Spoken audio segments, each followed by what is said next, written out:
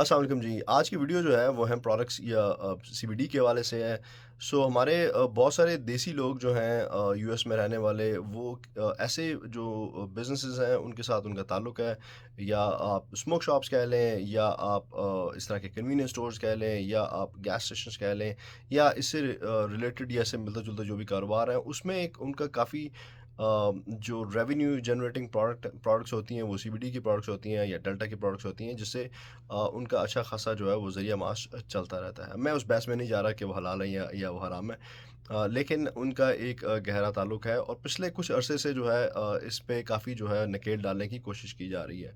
अब जो कांग्रेस है उन्होंने पिछले साल जो है वो एक बिल पास किया था जिसके तहत कोई भी ऐसी प्रोडक्ट जिसमें 4 एमजी यानी कि 4 मिलीग्राम जो है वो डेल्टा या टीएचसी पाई जाएगी, वो कानून के ख़िलाफ़ होगी, यानी कानूनन जो है वो जुर्म होगा और उन लोगों के ख़िलाफ़ कार्रवाई की जाएगी जो उसको बेचेंगे।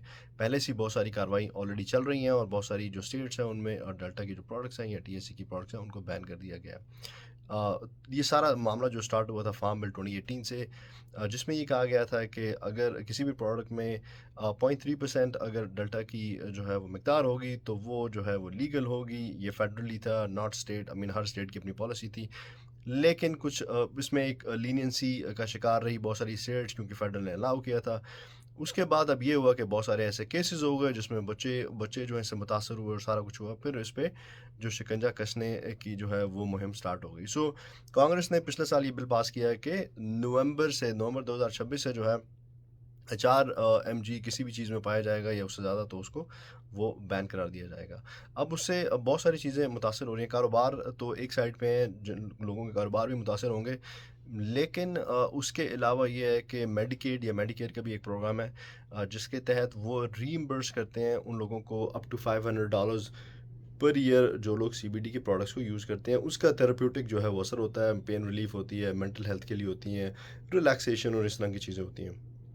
सो एक तो वो प्रोग्राम भी जो है वो बंद हो जाएगा या मुतासर होगा। दूसरा ये है कि लोगों के कारोबार भी मुतासर होंगे, क्योंकि एक एक बड़ी जो रेवेन्यू जनरेटिंग प्रोडक्ट होगी वो उनके हाथ से निकल जाएगी। वैसे तो जैसे मैंने पहले कहा कि बहुत सारी स्टेट जो हैं वो पहले से ही इसके ऊपर जो एक्शन कर रही हैं और इसको इलीगल करार दे दिया गया है, लेकिन फेडरली अभी तक ये इलीगल नहीं था, या उसकी एक इस तरह की हद जो है वो मुकर्रर नहीं की गई थी। एक डिफरेंट टाइप की हद थी जो कि 0.3% थी, अब उससे आगे जाया जा रहा है। सो उसके अलावा ये है कि बहुत सारी ऐसी कोशिशें हो रही हैं, मुख्तलिफ इस तरह के जो इदारे हैं जो सीबीडी के प्रोडक्ट्स बनाते हैं, वो कांग्रेस मैन या कांग्रेस वुमेन या इस तरह के जो लोग हैं जिन्होंने एक लेजिस्लेशन करनी है, उनको उनको अप्रोच भी कर रहे हैं, उनको बता रहे हैं कि इसके क्या असरात होंगे फाइनेंशियली, जॉब्स पे, कारोबार के हवाले से और लोगों की सेहत के हवाले से। तो इस कानून को या तो डिले किया जाए या इसमें कुछ चेंजेस लाई जाएँ ताकि इसको बहाल किया जा सके, या नवंबर आने तक जो है इसमें को डिले किया जा सके, या किसी भी तरीके से जो है इसको